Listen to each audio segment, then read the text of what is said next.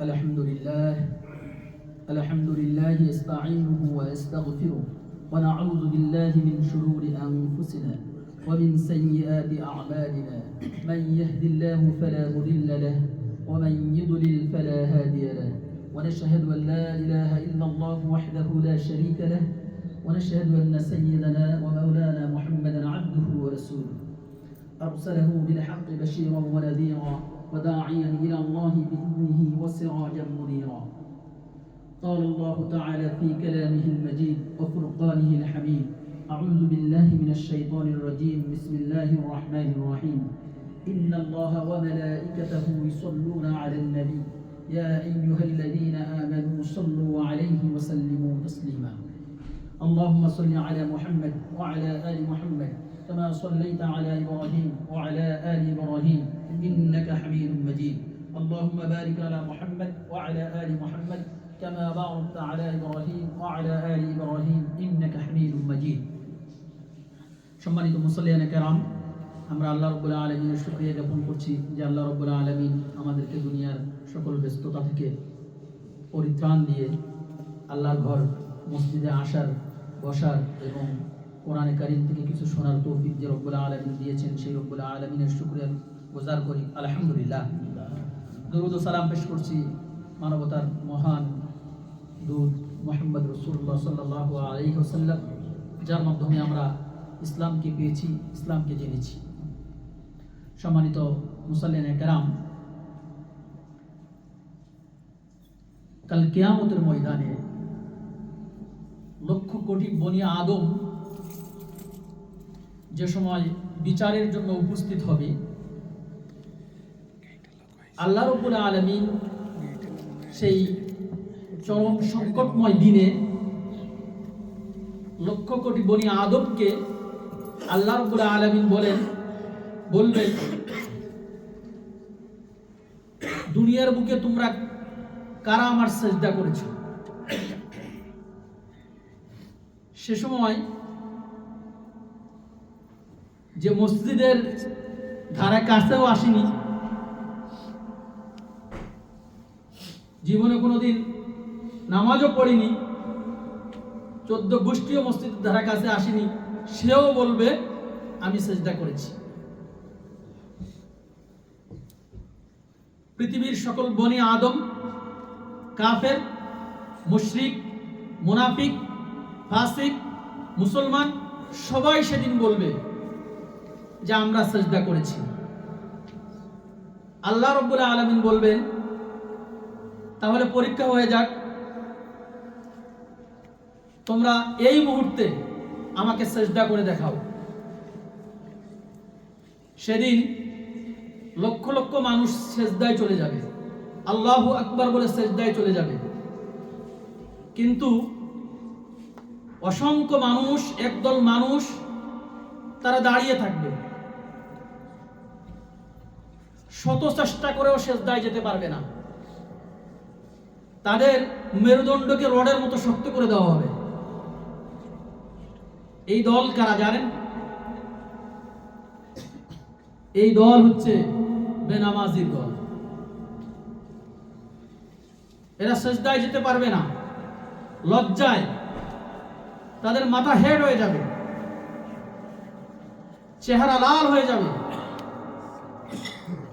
তারা মাথা তুলে তাকাতে পারবে না।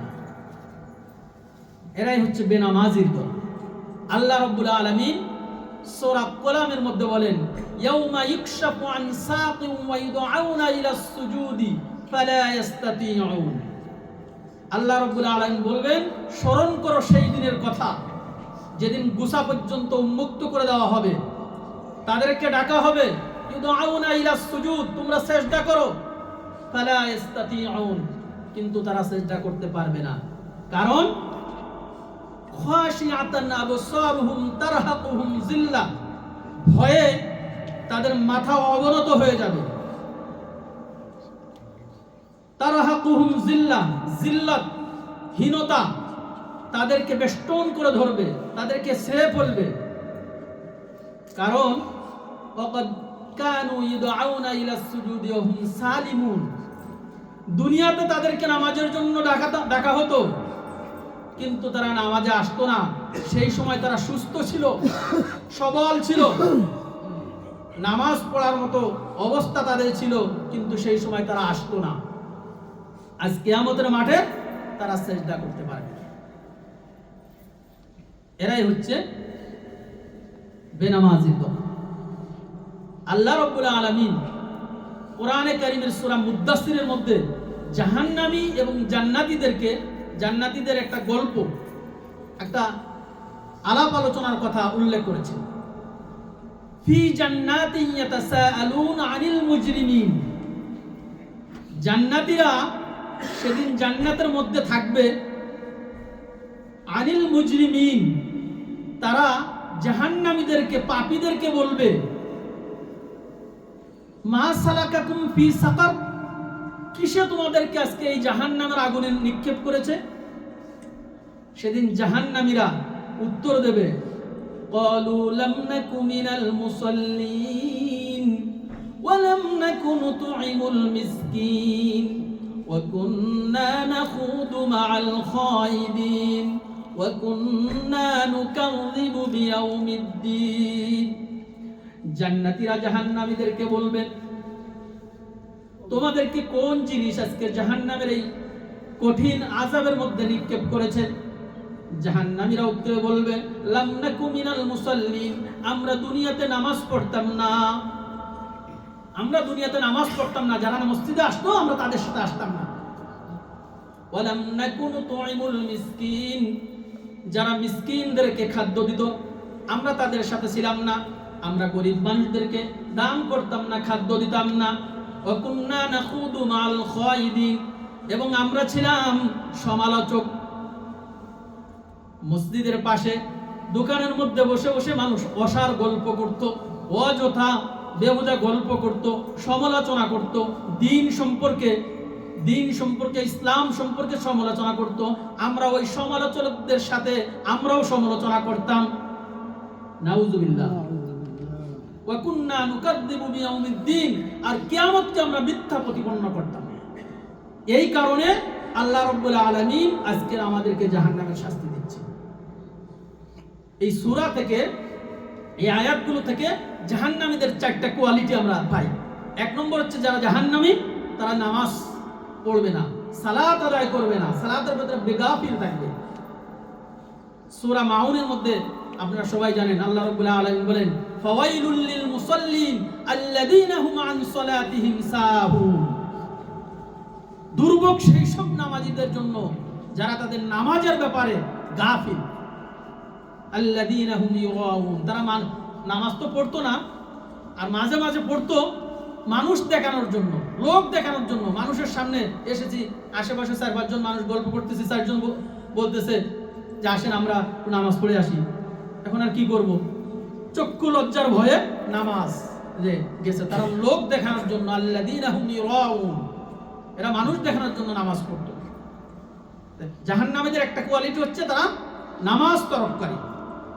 ওয়ালাম নাকু নুতঈমুল মিসকিন, তারা দান করবে না, মিসকিনদেরকে খাদ্য দেয় না। দান করার কথা বললে হাত আর পকেট থেকে বের হয় না। কি জন্য দান করব? কত কষ্ট করে আমি রুজি করতেছি। ওয়া কুন্না নাখুদু মাআল খায়িদিন, যারা বেহুদা গল্প গুজব করে, সমালোচনা করে সময় নষ্ট করে। এটা একটা জাহান্নামীদের অন্যতম একটা কোয়ালিটি, যে তারা বেহুদা গল্প গুজব করবে আর সমালোচনা, গীবত, বুহতান এগুলো করবে। ওয়া কুন্না নুকাযযিবু বিয়াউমিদ্দিন, আর তারা প্রতিফল দিবসকে, কিয়ামতের দিবসকে তারা অস্বীকার করে। আল্লাহ রাব্বুল আলামিন কাল কিয়ামতের মাঠে যারা নামাজ পড়তো না, যারা নামাজের হেফাজত করতো না, কাল কিয়ামতের দিন আল্লাহ রাব্বুল আলামিন তাদেরকে জাহান্নামে নিক্ষেপ করবেন। আল্লাহ রাসূল সাল্লাল্লাহু আলাইহি সাল্লাম আরেকটি হাদিসের মধ্যে বলেন, মান আকামাস সালাতা ফাকাদ আকামাদ-দ্বীন ওয়া মান তারাকাস সালাতা ফাকাদ হাদামাদ-দ্বীন।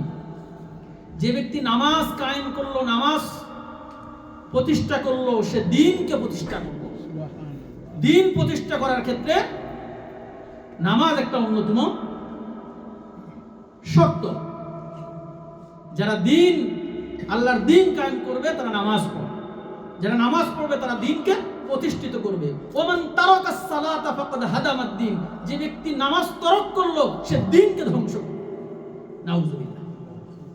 আল্লাহ রাব্বুল আলামিন আমাদেরকে নামাজ প্রতিষ্ঠা করার তৌফিক দিন, আমরা সবাই বলি আমিন। আল্লাহ রাব্বুল আলামিন, আল্লাহ রাসূল সাল্লাল্লাহু আলাইহি ওয়াসাল্লাম আরেকটা হাদিসের মধ্যে বলেন, হযরত আবু যর রাদিয়াল্লাহু তাআলা আনহু হতে বর্ণিত, হযরত আবু যর রাদিয়াল্লাহু তাআলা বলেন আল্লাহ রাসূল সাল্লাল্লাহু আলাইহি ওয়াসাল্লাম একদিন শীতের সময় একদিন সকালে বের হলেন, বের হলেন সেই সময় গাছের পাতাগুলো ঝরে পড়ছিল, শীতের সময় গাছের পাতাগুলো ঝরে পড়ে। আল্লাহ রাসূল সাল্লাল্লাহু আলাইহি ওয়াসাল্লাম একটি গাছের দুইটা ডাল ধরলেন, ধরার পরে রাসূল সাল্লাল্লাহু আলাইহি ওয়াসাল্লাম নাড়া দিলেন, নাড়া দেওয়ার সাথে সাথে গাছের পাতাগুলো ঝরে পড়তে লাগলো। রাসূল সাল্লাল্লাহু আলাইহি ওয়াসাল্লাম আবু যরকে ডাকলেন, হে আবু যর। আবু যর রাদিয়াল্লাহু তাআলা বললেন, লাব্বাইকা ইয়া রাসূলুল্লাহ, হে রাসূল আমি হাজির। বললেন, আমার যে মুসলিম বান্দা, আল্লাহর যে মুসলিম আবাদ, আল্লাহকে সন্তুষ্ট করার জন্য নামাজ পড়বে, সালাত আদায় করবে, আল্লাহ রাব্বুল আলামিন ওই বান্দার জীবন থেকে তার গুনাহসমূহ এমন ভাবে ঝরিয়ে দেবেন যেভাবে আমি এই যে গাছের ডাল ধরে নাড়া দেওয়ার সাথে সাথে গাছের পাতাগুলো ঝরে পড়েছে, তার জীবন থেকে আল্লাহ রাব্বুল আলামিন তার গুনাহসমূহকে ঝরিয়ে দেবেন। সুবহানাল্লাহ। এই জন্য নামাজের মাধ্যমে আপনার গুনাহসমূহ ঝরে পড়ে। আপনার শরীরে ময়লা, আমাদের শরীরে ময়লা লাগলে আমরা কি করি? গোসল করি, লাইফবয় সাবান, লাক্স সাবান দিয়ে গোসল করি, গোসল করে শরীরের ময়লা আবর্জনা পরিষ্কার করি। কিন্তু আপনার কলবের ভিতরে, আপনার অন্তরের ভিতরে যে গুনাহের কারণে, নামাজ না পড়ার কারণে যে ময়লা পড়েছে, সেই ময়লা পৃথিবীর সকল সাবানের কারখানার সকল সাবান দিয়ে যদি আপনি পরিষ্কার করেন, কলবের ময়লাকে ধুয়ে সাফ করতে পারবেন? সারা সাবান শেষ হয়ে যাবে, কিন্তু আপনার অন্তরের ময়লা সাফ হবে না। আপনার অন্তরের ময়লা সাফ করার জন্য আল্লাহর রাসূল সাল্লাল্লাহু আলাইহি ওয়াসাল্লাম বলেন, তোমাদেরকে নামাজ পড়তে হবে। নামাজ তোমাদের অন্তরের ময়লাকে সাফ করে দেবে। দুনিয়ার সাবান তোমাদের এই ময়লা সাফ করতে পারবে না। তোমাদের বডির জেনারেল ময়লা দুনিয়ার সাবান সাফ করে দিবে, কিন্তু অন্তরের ময়লা যদি তোমরা সাফ করতে চাও তাহলে তোমরা নামাজ আদায় করো। আল্লাহ রাসূল সাল্লাল্লাহু আলাইহি ওয়াসাল্লাম বলেন, বাইনাল আবদি ওয়া বাইনাল কুফরি তারকুস সালাহ। বান্দা, মুমিন এবং কাফির এর মধ্যে পার্থক্যকারী হচ্ছে তারকুস সালাহ, নামাজ তরক করা। নামাজ তরক করা যে করে সে কুফরি করে, আর যে নামাজ পড়ে সে দ্বীনকে প্রতিষ্ঠা করে, সে ইসলামকে প্রতিষ্ঠা করে। আল্লাহ রাব্বুল আলামিন আমাদের সবাইকে দ্বীন ইসলামকে বুঝার জন্য, দ্বীন ইসলামকে প্রতিষ্ঠা করার জন্য আমাদেরকে নামাজ কায়েম করতে হবে। আমার গুনাহসমূহকে ঝেড়ে ফেলে দেওয়ার জন্য আমাদেরকে নামাজ পড়তে হবে। জাহান্নামের আগুন থেকে মুক্তি পাওয়ার জন্য আমাদেরকে নামাজ প্রতিষ্ঠা করতে হবে। আসুন আল্লাহ রাব্বুল আলামিন আমাদেরকে নামাজ যথাযথভাবে পালন করার তৌফিক দিন। All praise belongs to Allah subhanahu wa ta'ala. Entire admires is due to Allah. There is no power without Allah, and there is no strength except with Almighty Allah subhanahu wa ta'ala, who has created us and wanted us as the best creation of His creatures. Allah has absolute sovereignty and jurisdiction over the whole of creation. In the Holy Quran, Allah subhanahu wa ta'ala says, هو الأول والآخر والظاهر والباطن. We seek Allah's assistance as guidance and refuse towards Allah from the evils, the shaitan, the open enemy of believers, who all times tries to misguide us. We remember the master of messenger, Muhammad sallallahu alayhi wa sallam. Peace and blessings of Allah be upon him. The holy prophet Muhammad sallallahu alayhi wa sallam is the last and final messenger of Allah subhanahu wa ta'ala. He is the most beloved prophet of Allah subhanahu wa ta'ala. Muhammad sallallahu alayhi wa sallam is the great exemplar, who is the leaders of all Muslim ummah, who is the blessings for mankind, jinn and all that exists. Allah subhanahu wa ta'ala says in the Holy Quran, وَمَا أَرْسَلْنَاكَ إِلَّا رَحْمَةً لِلْعَالَمِينَ. Muhammad sallallahu alayhi wa sallam is one who established the new society, who established the civilized society, built the new nation, who changed the superstitious society into an enlightened nation, who altered the savage people into the cultured people. Dear brothers, I would like to deliver about the great ibadah, as-salah. You know that salah is the most important ibadah of Islam. It is also the integral part of the life of Muslim Ummah. Salah is a practical science of obedience to the commands of Allah subhanahu wa ta'ala. The proof of our faith in Allah and religion Islam. It is an obligation, and every Muslim has to fulfill his obligation and get blessings from Allah subhanahu wa ta'ala. There are a lot of reasons why we perform salah regularly. Because Allah get rid of us from hellfire of Jannah. Allah says in the Holy Quran, Surah Al-Muddassir, في جنات يتساءلون عن المجرمين ما سلككم في سقر قالوا لم نكن من المصلين ولم نكن نطعم المسكين. They will be in gardens of delight. They will question each other and ask of the inhabitants of Jahannam, what led you into hellfire? They will say, we are not of those who prayed. We are those who led the indigent. But we used to talk vanities with the vain talkers, and we used to deny the day of judgment. So, to free from Jahannam, we have to offer salah regularly. Dear audience, all of us want to go to Jannah. But do you know what is the key to Jannah? Our Prophet Muhammad sallallahu alaihi wasallam, peace and blessings of Allah subhanahu wa ta'ala be upon him, said in the Holy Quran, As-salatu miftahul Jannah. The key to paradise is salah, and the key to salah is ablution. Therefore, if you want to go to Jannah, you have to perform salah. Another important reason is to make good relation with Allah subhanahu wa ta'ala.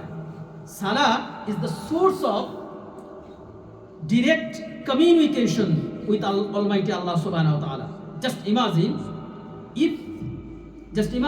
you have a close friend or relative in your country, like Bangladesh or another country. What is the medium? What is the medium connect with them? Of course, the mobile phone.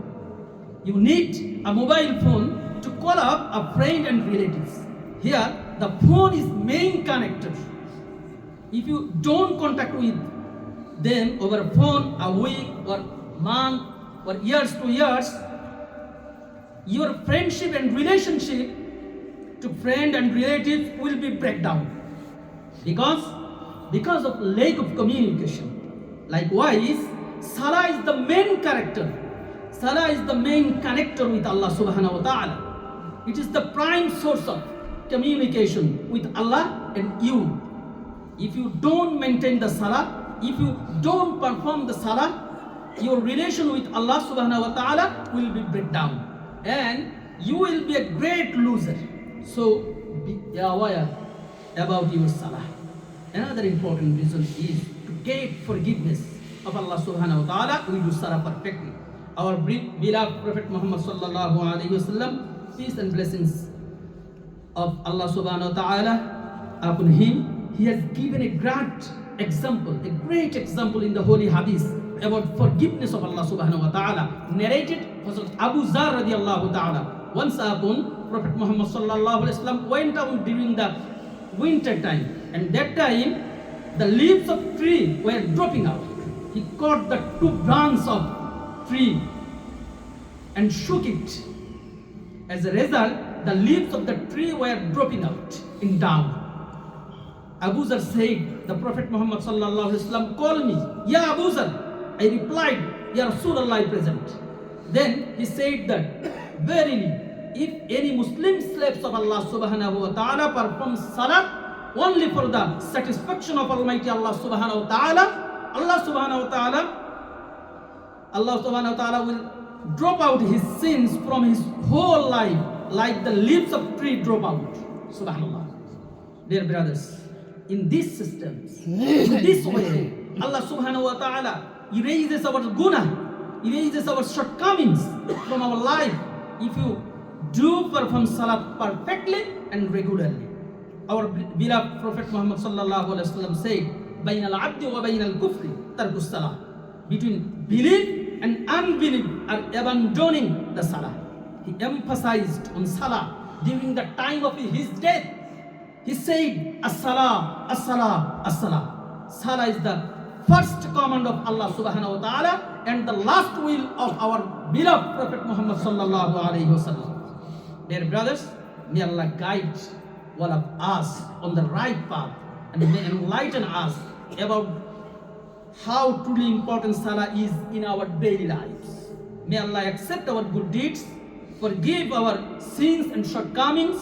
May Allah grant all of us as the guest of Jannatul Firdaus. Amin.